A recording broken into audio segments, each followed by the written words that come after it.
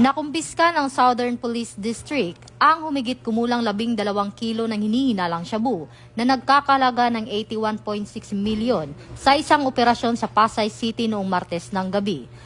Ayon kay District Director Police Brigadier General Randy Arceo, naresto rin ang isang high-value individual na kinilalang alias Paharni, 26 anyos, bandang alas 11 ng gabi. Isinagawa ang operasyon ng Pasay City Police Substation 10 matapos ang validated intelligence mula sa PNP Drug Enforcement Group. Natagpuan sa 2 eco bag ang 6 na vacuum-sealed pack ng hinihinalang shabu. Isa sa ilalim sa laboratory examination ang mga nasamsam na droga habang isasagawa ang inquest proceedings sa Pasay City Prosecutor's Office. Ito ang bagong PNP para sa bagong Pilipinas, serbisyong mabilis, tapat at nararamdaman.